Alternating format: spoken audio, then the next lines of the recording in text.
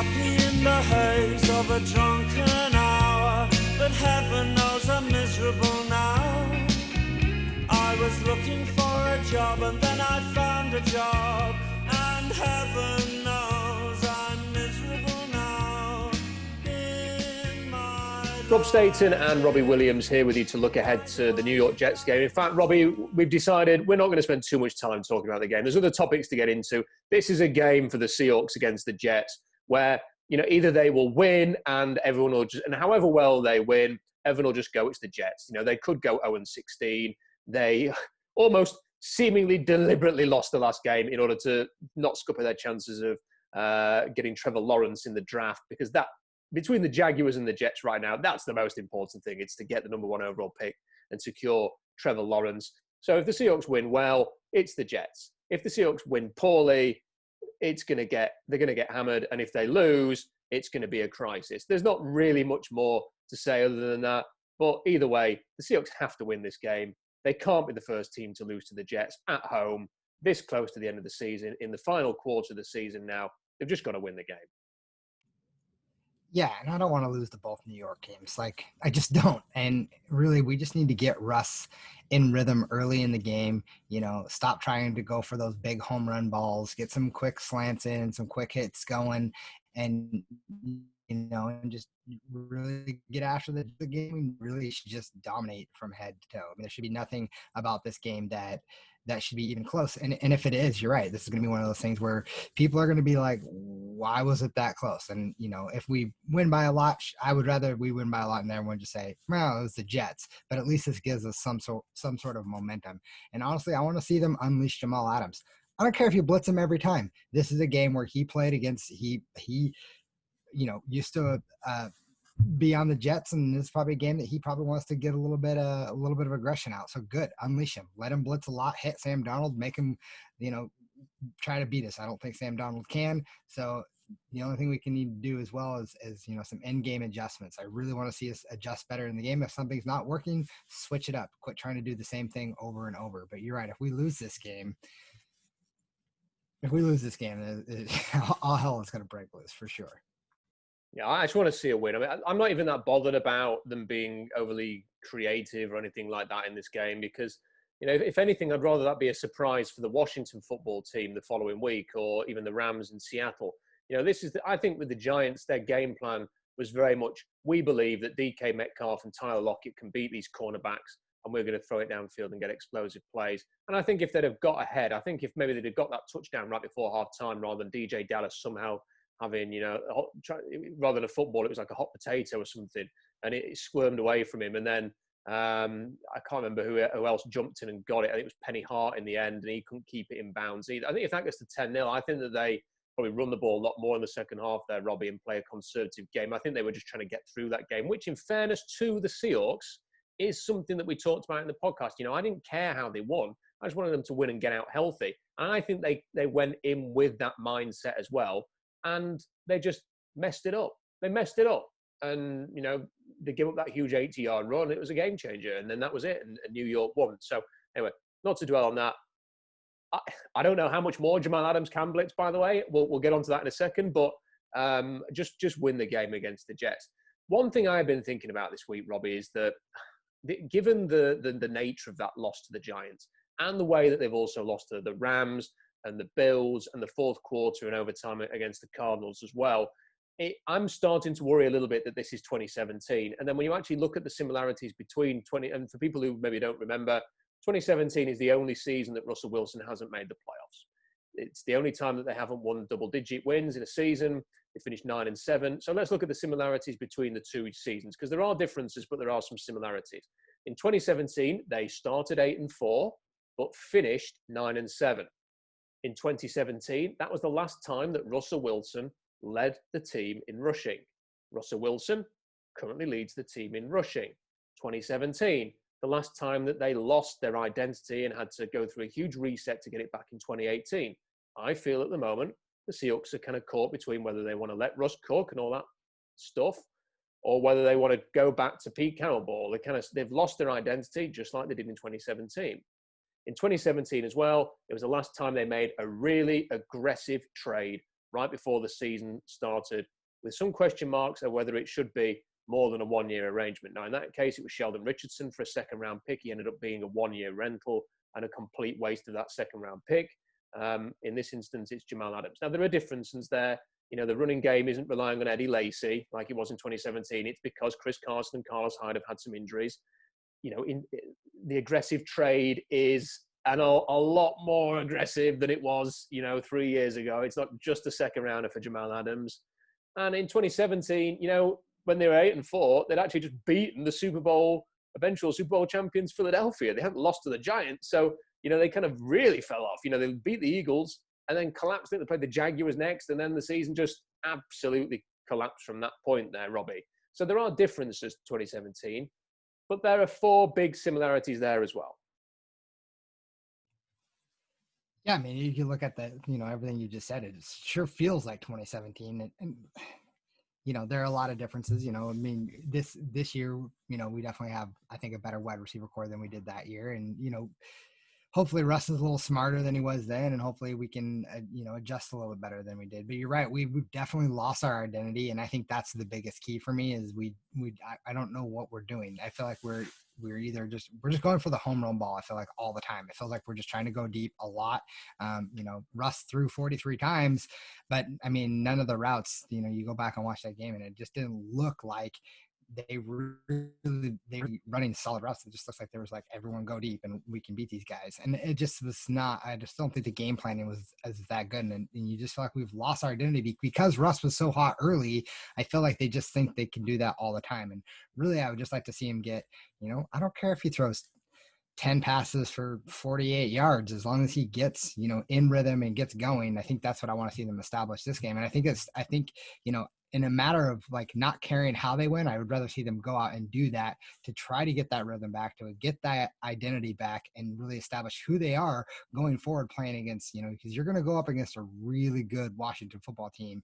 That front 4 is scary, and, they're going to get after Russ. And what's one thing Russ does is he can tend to shy away and gets jittery in the back and tries to do too much. And, he just needs to get in rhythm early. And if the Washington football team gets after him, we're going to be in trouble. So I like to see them establish a little bit in this game, use this game as kind of a warm it up. I mean, obviously don't look past the Jets. Clearly they played well against the Raiders. I'm not saying this is going to be a gimme win. Any given Sunday, a team can win, right? So I just want them to go out and just establish your dominance, though. I mean, on defense, come out and punch someone in the mouth. On offense, like, run it down their throat and set up the play action. Give Ross a quick slant passes and let our wide receivers do the work. Quit trying to throw a deep bomb every time. Build up to that, but don't go to it right away. That's the problem, isn't it, Robbie? They're not punching anybody in the mouth on either side of the ball. There's nothing like that. They want to be that, but they're not that, are they? No, they're really not. I mean, and the thing is like, you look at who does the most work on defense, and it feels like it's Jamal Adams. He's the one who's, they're sending after the quarterback a lot. He's the one that seems to be the most, fiery guy on the sideline. But at the end of the day, no one's coming down and punching anybody in the mouth. No one's going after, they just attack us in any way they can. I mean, you can single Jamal out and have when he's not blitzing, and you can throw against him because he's not great in coverage. Or then, you're going to attack, Shaquille Griffin, because he clearly didn't look like he was playing very well this last game. And then you can attack, Trey Flowers, whoever it is, just take your pick. There's no aggressiveness in this team. And we're playing 15 yards off the ball, and we're not, I miss the days where, Sherman would line up, right on the line and play press man coverage and single up on that person. And, and if they did drop back, you felt like, they weren't going to give up more than, 8 yards. It used to be if it was 3rd and 12, you could drop back like 8 yards and then just give them that 8 yards in front of you, but they're not getting it. But you see the tackling this year just feels like it's off. They're not wrapping up. People are getting by. All of a sudden, 3rd and 12 almost feels like a gimme. What I don't get about the Seahawks, and this isn't just a this year thing, this is a long-term thing, Robbie, is for a team that clearly wants to be that, socky in the mouth type of team, is why they've never truly, invested all of their resources in the aspects that you need to be able to be that kind of team, which is load up on the trenches, massive angry grown men on both sides of the ball. Now, there's been, the occasions when, yes, they have had those players. Reno Giacomini, Dwayne Brown is that type of player. Max Unger was that type of player. J.R. Sweezy was. You could go through a list of guys like that, but they've also drafted or signed players who don't fit that category as well. And, on the defensive line, they've never really sort of gone after that. I mean, like, not going after Calais Campbell is a good example in this offseason, when that's exactly the type of player that they're crying out for. They don't have any of those big nasties up front, the Red Bryants of yesteryear and the Bennetts and the quickness with Averill. And if you build up your trenches and you can really get after teams on both sides of the lines, you can do what the Giants did at the weekend. I watched the Cleveland Browns against Tennessee. Saw quite a lot of the game of that on Red Zone, Robbie. And I kind of look at them and think, look at the Browns. They're winning because they have two great lines and two really good running backs. That's like, you would have thought that's Pete Carroll's dream. They don't have anything in the secondary, really. Their best secondary players are injured. They don't really have, much in the way of weapons, really. I know Odell Beckham's injured. Jarvis Landry is doing an admirable job over the last couple of weeks just to be the sort of the main target for Baker Mayfield. They don't have a great quarterback either. And you think, why haven't they not done what the Browns? What a statement, by the way. Why haven't they done what the Browns have done? But do you see what I mean? Like they draft Nick Chubb and then they go and get Kareem Hunt and then they run the ball at will and they've built up their line. The Seahawks are constantly trying to baby Chris Carson because he can't stay healthy. Rashad Penny has been, well, there's absolutely no way they should have took Rashad Penny ahead of Nick Chubb. With hindsight, that was a bad move. And if they'd have got Nick Chubb now, maybe the offense is completely different and a lot more successful than we're currently seeing. I'm glad that they took Damian Lewis. I'd like to see a few more picks like that. Get guys that are explosive, all football, angry, young or old men. And I'd like to see them build that way. They haven't done enough of that. And they're going to struggle to do that now, Robbie, because they haven't got any draft picks coming up. We're going to talk about that in a moment. We all know what Pete Carroll wants to do. Why has he not done more to actually build that kind of team? Yeah, that's tough. It's like, I think they try to get some of these guys who they think are maulers and such. I mean, and I think they did a good job this offseason grabbing Brandon Shell. I mean, clearly he was severely missed this last game. I mean, he's been quietly, I think, underappreciated by how well he's been playing and, taking over for Jermaine Ifedi. And, I think Ifedi kind of had some of that nastiness to him. And I think people were, which was ultimately his downfall with us. He would get too many penalties and personal fouls and such. And I think that's why we ended up going out and getting Shell, because, this guy, he kind of has the same grade. He might not be as physical or whatever, but he does an admirable job. And, I don't think anybody, can deny that Damian Lewis has been an excellent pick. And, Apati's been around the league. And I think the offensive line, for the most part this season, even though Russ has been sacked like 40 times, is still doing, I think, a fairly admirable job. But you're right. I mean, we need to build up that defensive line. I think that's where we really need it, because I think it would really help our secondary. And I'm not trying to discredit Jaron Reed or Puno Ford or those guys, because they're definitely trying. You can see it, but we're missing some of that edge and some of that fire that we had previously. And it would be nice to see a defensive line that just manhandles an offensive line and helps our linebackers out and such. But, it's going to be an interesting offseason when we get to that point, because we have a lot of decisions to make on players that we currently have and players that, are going to be available. And it's a limited number of draft picks and salary cap. It's just going to be overall interesting to see kind of, how we approach it. The thing, just final point on the Browns, and then look, they're having a good season. They were particularly good last season with these same cast of characters, really. But the main thing for me Robbie, is that when your offense is going, and we've seen this, we've lived through this. This is often something that's overlooked when people get on their whole running backs don't matter bandwagon, is that sometimes when an offense isn't quite in sync or isn't quite as explosive as it has been, and you think back to the classic Marshawn Lynch era, the Seahawks, if they got in a funk, could just turn to Marshawn and say, go and change the game for us, Marshawn. Go and let's lead with you. You know, you're going to carry us back into this game in the second half. And that was never more obvious than the NFC Championship against San Francisco when, you know, I think the Seahawks, what were they, 10-0 down or 10-3 down at half time. It was a deflating first half.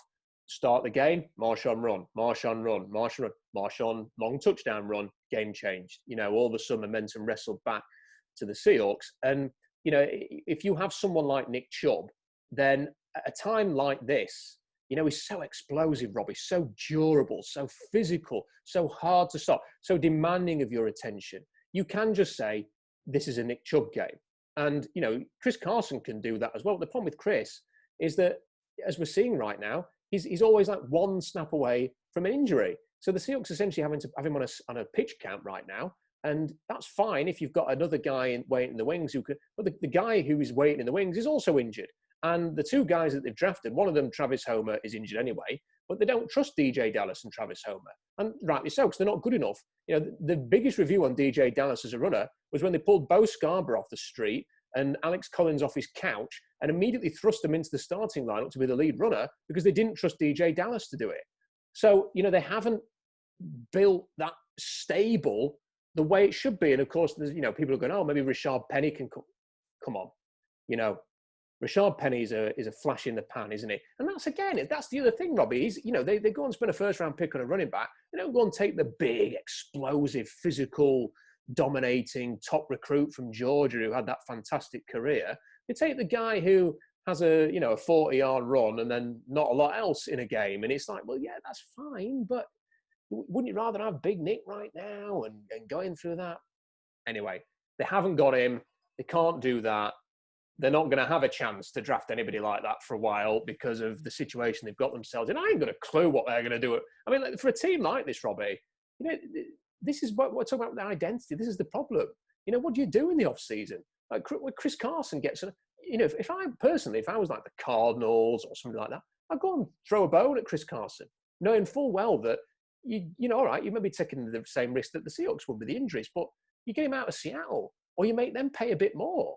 I mean, that's what I'd be thinking as a rival, you know, go down that road. And then if you lose him, what are you doing? You know, you haven't got any picks. All of the running backs that could have been free agents all got signed up for massive contracts. Who's your running back next year? Is there an Eddie Lacy out there? I mean, I've studied the draft a lot, Robbie. I can't see a whole host of running backs this year. This is not a good running back class. I haven't really seen any that look like Seahawks running backs right now. Certainly isn't a Nick Chubb there. I haven't got a clue how they're going to get this identity back.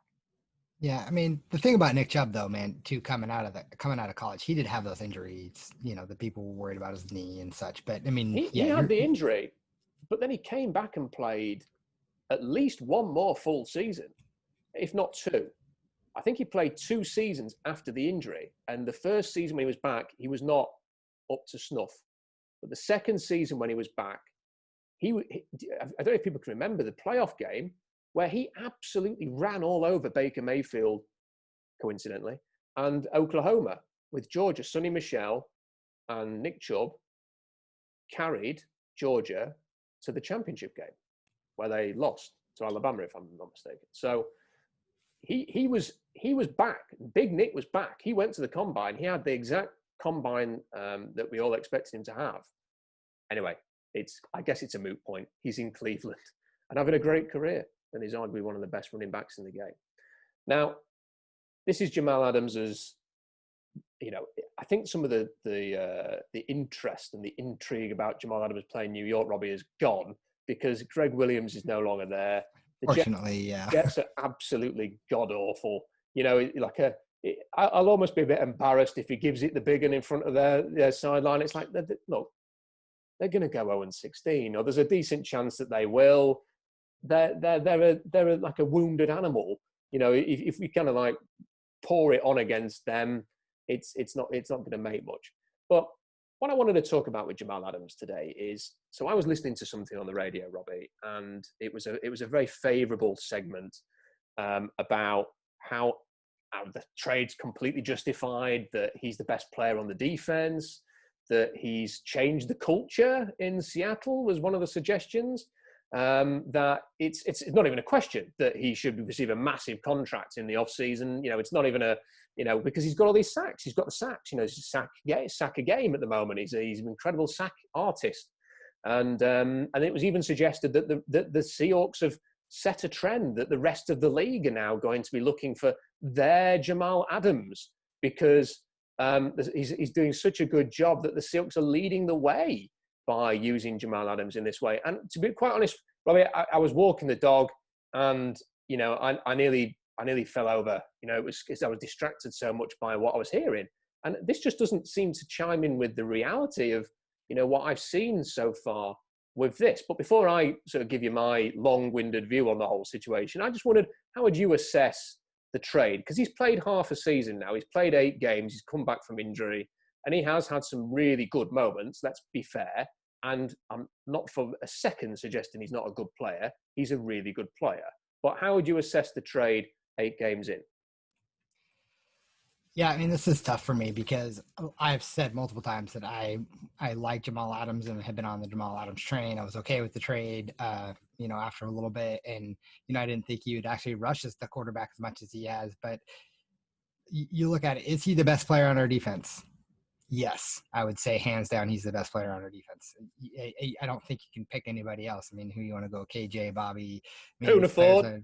Poona Ford. I mean, I know I saw maybe. I mean, I see these PFF grades and such, and I just, for me again, I don't really put a lot of stock into the grading systems they have, but he's the best player we have on the defense, hands down. I mean, he is a liability in areas, as a lot of players are. He's a liability in coverage. I think maybe he gets a lot more heat from us as fans because of the amount of draft capital was given up for him. So we kind of expect him to be perfect. 2 first rounds and a second. You expect the guy to come out and 2 first rounds and a third, whatever it was. You expect him to be, incredible. Like, right. You just expect him to do everything perfect. And I think we can be a little hard on him sometimes because of the amount of draft capital.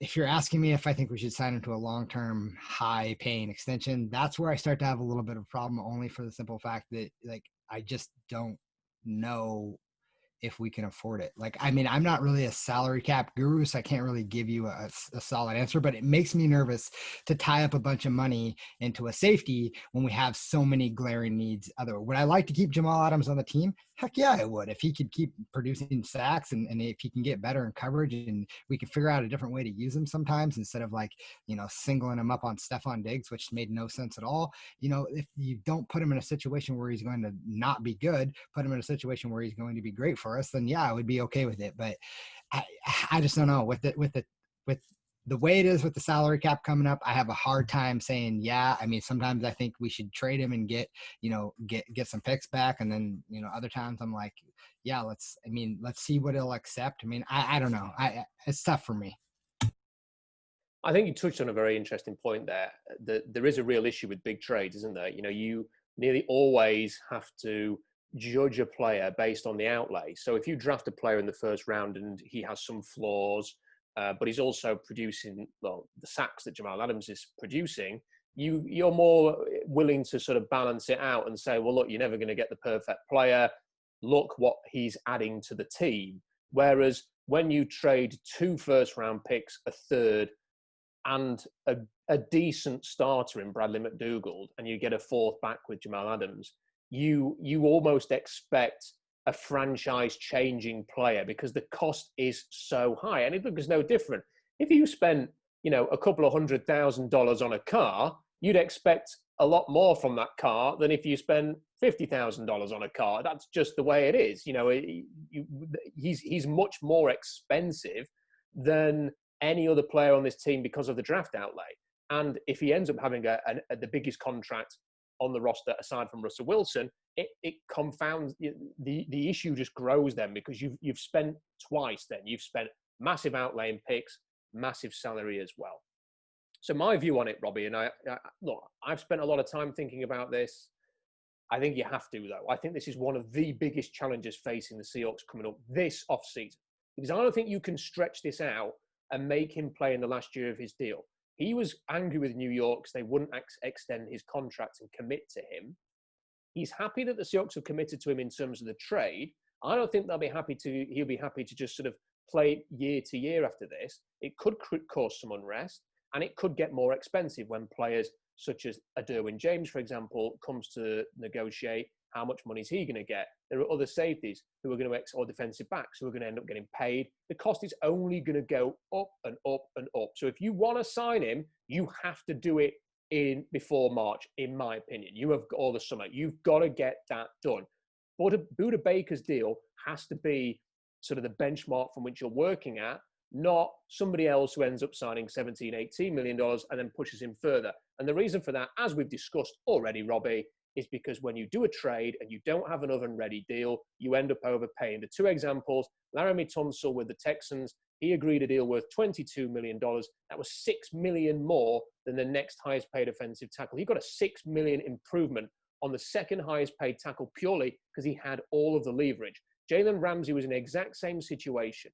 He signed a deal worth $20 million. That was $3.2 million more than Darius Slay's per average salary average per year, and he set a new record as well. So if you're looking at least $3 million more than Buda Baker's deal, you're looking at a contract similar to Bobby Wagner's. That is a massive amount of money. And I know a lot of fans think the Seahawks are ready to move on from Bobby Wagner. I don't. I think Bobby Wagner is Pete Carroll's golden child.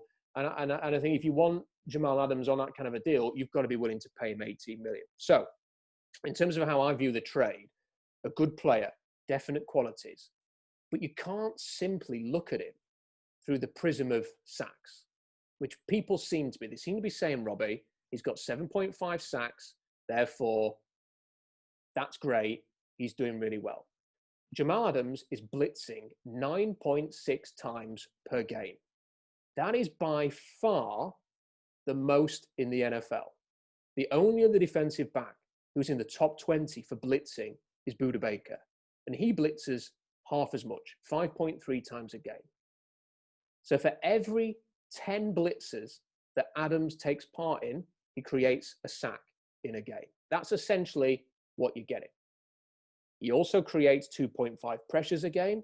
So out of those 10 blitzes, Robbie, 3.5 plays, you could say amount to something akin to success. That's less than half of the blitzes, though. It means that there are 6.5 blitzes where what actually happens is the opponent has an opportunity to capitalize. He's not getting home, or he's not creating a pressure. And that gives the advantage to the other team. I've seen it suggested that, well, what difference does it make? If you get a sack on a blitz, you get a sack in a standard play, it's still a sack. It's not the case. It's not the case. Because if you have a defensive end sack is different to a defensive back sack. A defensive end draws attention off the edge, allows you to play all of your guys in coverage, and will generally win 1v1 off the edge, or will stunt inside and create pressure that way. With Jamal Adams, you're taking a defensive back away from the second or third level, and you're saying to him, right, you're going to go and attack the quarterback, usually unblocked. So there's not actually really, he has a straightforward path, and you're saying we're going to take a risk by having one less man in coverage to allow this guy to go and attack the quarterback. That's different because that gives the opponent, every single time he does it, an opportunity to exploit the fact that he isn't there. And the best example of that recently was that Philadelphia game, where I think he actually got the sack as he came around the edge, Robbie. But then they showed on Monday Night Football that was a botched play by the Eagles, that the running back didn't come out on his screen. All the offensive linemen ran out, and the running back stayed central. If he'd come out on his screen and they dumped it over Adams to the running back, there'd have been it could have been a touchdown. So, you have these issues with Jamal Adams blitzing as much as he is. And that is an issue. I mean, there are some other stats here, Robbie, that I've got for you. Jamal Adams is officially, can you guess how many plays he has defended this season? If you had to guess, how many plays do you think Jamal Adams is credited with defending this season? Just a guess. I wouldn't even have any idea. Just tell me. He's defended one pass in 8 games. He's defended a single pass. He's missing 10.8% of his tackles, and he's given up 11.1 yards per target. He has the same number of TFLs as Keanu Neal, who's a free agent in 2021. Neal's played 3 more games, but he's also blitzing only 1.6 times a game instead of 9.6 by Jamal Adams. So basically, I'm left wondering here, Robbie, are the high sack numbers a result of the non-stop blitzing, which he's doing more than any other player in the league? And I just wonder, if you asked Bradley McDougald, Marquise Blair, Quandre Diggs, or any other safety for that matter, to blitz 10 times a game, would they be able to put up similar numbers? I don't think so. I don't think he would.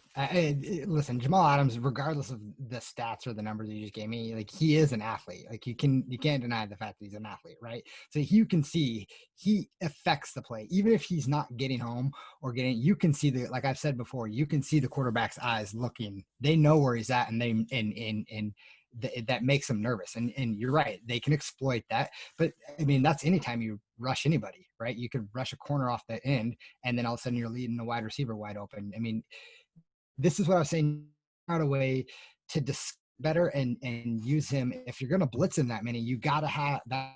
You've got to have a plan to cover that zone, that area where he's going to be, or you have to have, maybe a lot of this falls on Quandre Diggs and his ability to cover a longer range, or whatever the case might be. You have to be able to adjust for that. You can't just send it and let that area be open, right? And I mean, you threw out a lot of numbers, Rob. I'm not going to pretend like I remember them all, but I think for the biggest thing for me really is this, like, you have to be able to adjust to that. And on the defense, if you're going to send Bobby or anybody, like, you have to be able to adjust to that. So, I mean, yeah, the problem with numbers like this is, and you and I have talked about this kind of offline, just together, we just feel like I feel like, data analytics kind of ruins the game sometimes, and it's hard to tell. But if you look at Jamal just in general, when he gets at, he's the reason why they're sending him is because he's good at it. I mean, yeah, he may rush more than anybody. He might not be getting home every time, but he's affecting plays. And I would rather him get there those 3 times out of 10 than rushing someone 10 times and them not getting there at all. I just think that the perspective, I think that it's just something that isn't really being discussed, though. I think it's at least worth the debate. A lot of people are going, well, he's great because he's got 7.5 sacks in 8 games. Wow. He was compared in the radio segment to, should we view him, instead of saying they spent 2 first-round picks and a safety, should we say, well, this is just like Khalil Mack? And it's nothing like Khalil Mack. No, I agree with that. It's nothing Khalil like Mack. He warrants 2 blockers off the edge on every single play. He wins 1v1 and allows your safeties to sit in coverage where they're supposed to be. Jamal Adams is rushing off the edge and taking a guy out of coverage. And look, he's a great blitzer. I think you're probably right, Robbie. I don't think that necessarily other safeties would have his level of success.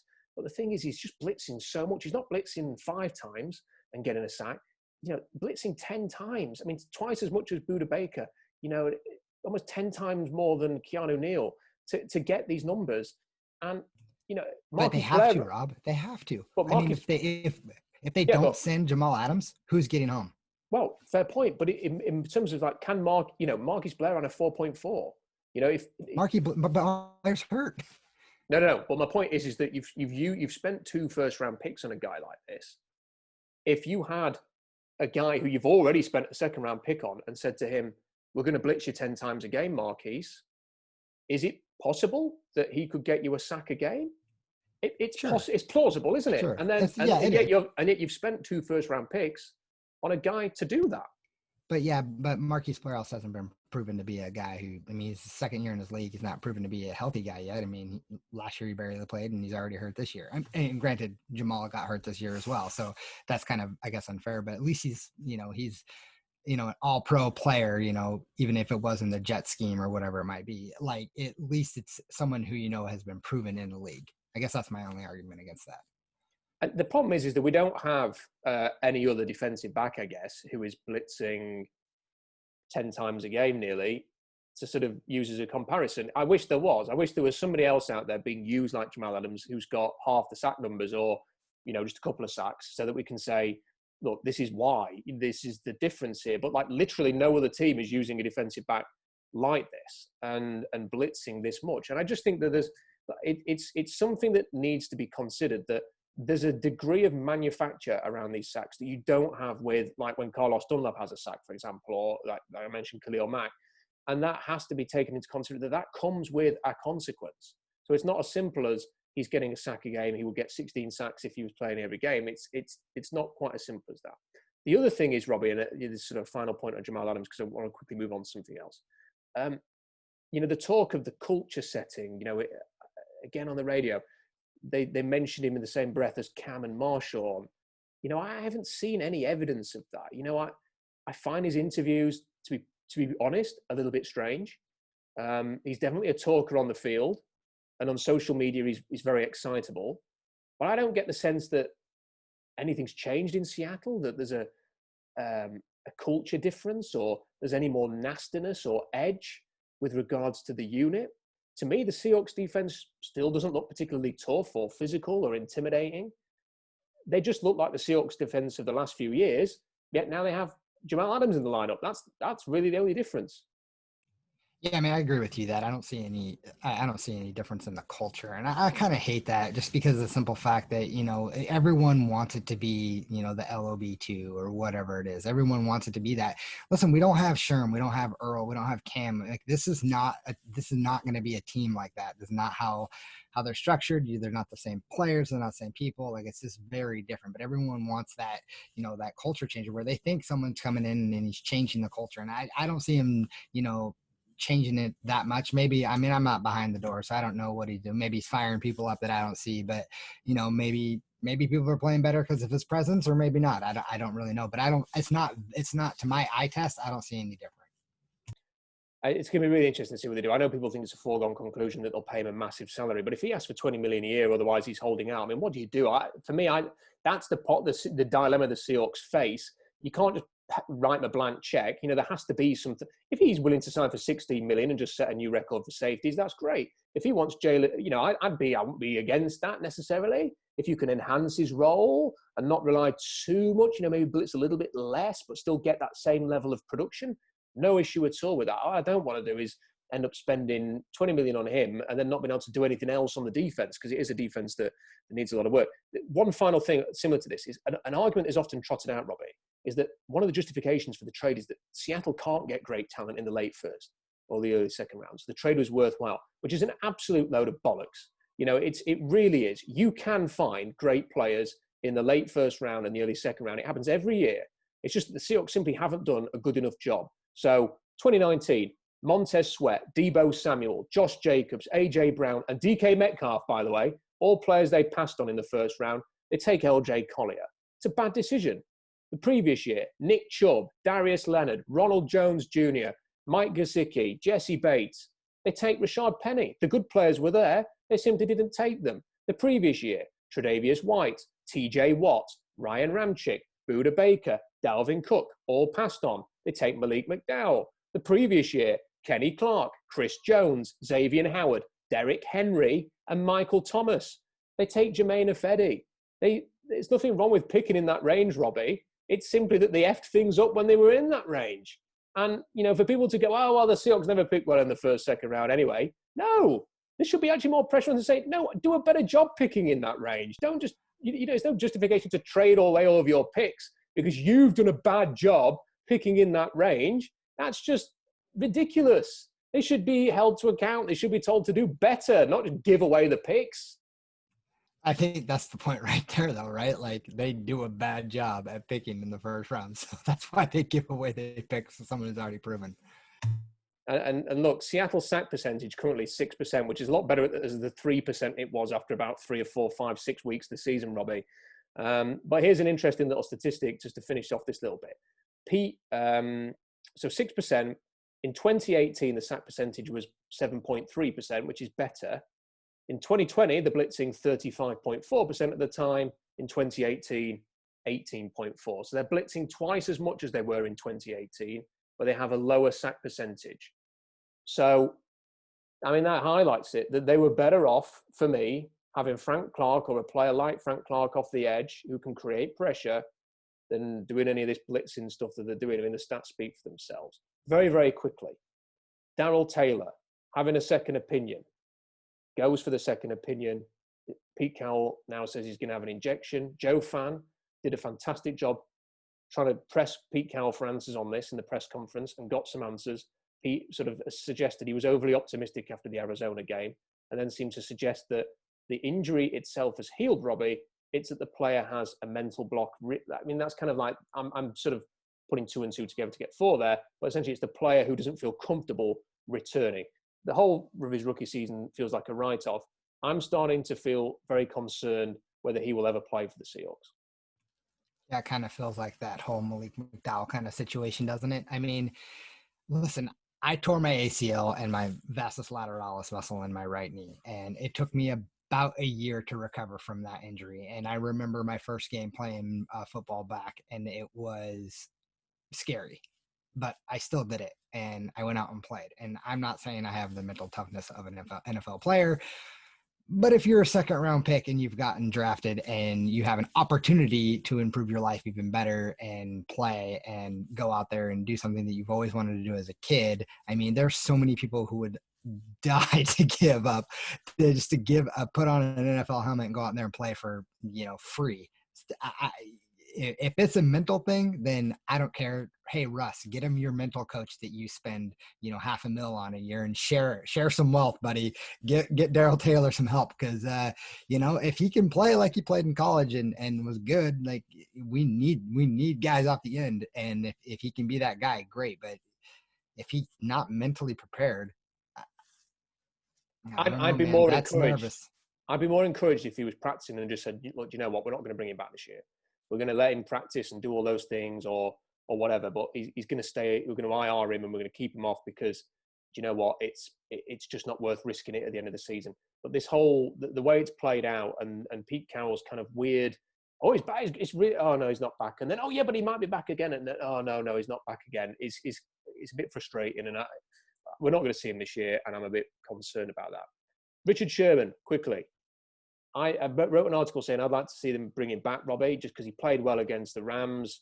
And look, the Seahawks facing a bit of a dilemma at corner. Dunbar is a free agent. Griffin is a free agent. Griffin might cost a lot of money. Personally, I wouldn't pay him a lot of money.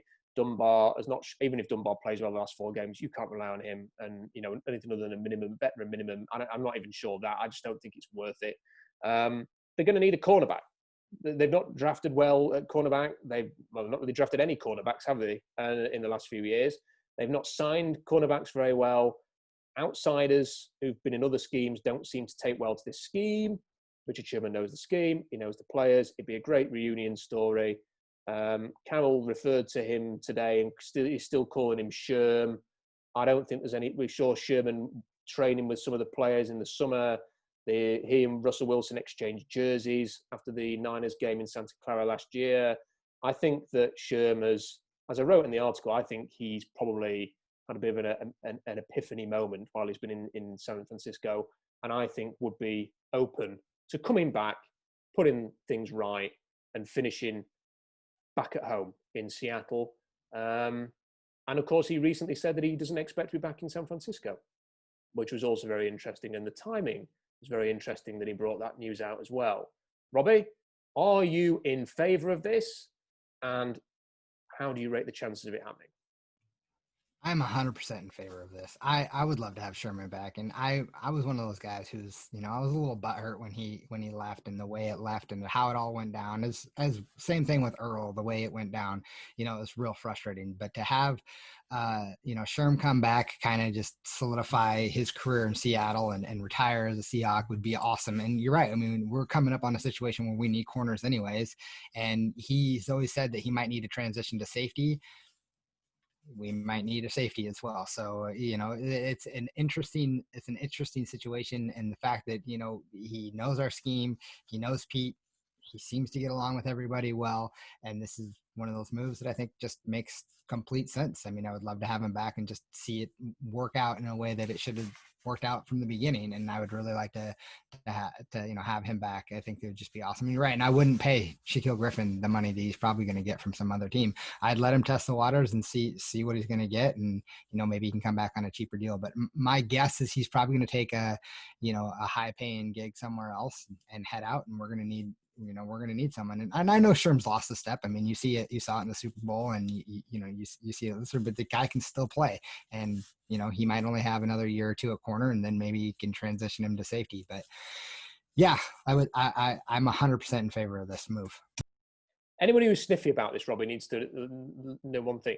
If you've got an issue with Sherm coming back, if Pete Carroll is willing to bring him back, then you shouldn't have an issue with it. So if it happens, you should just get over it, because it'll be fine.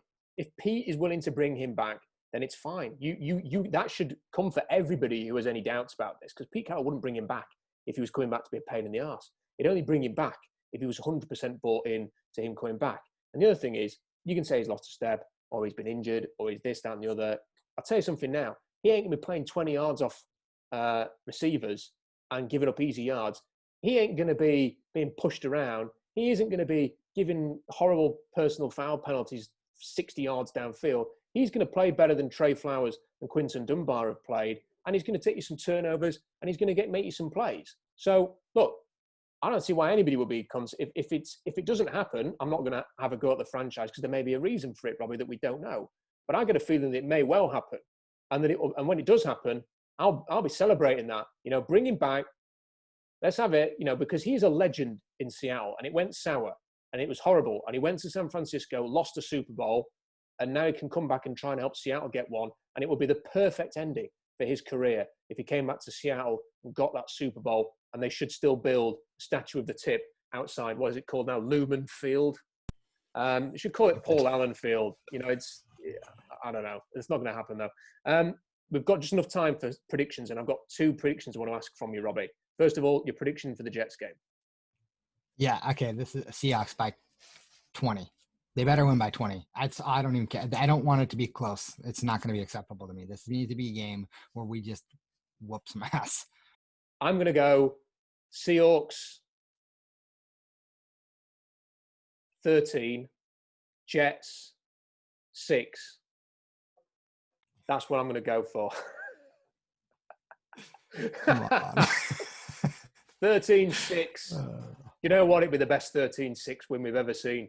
And the other prediction I wanted to ask you for is, with 4 games to go, what is Seattle's record going to be at the end?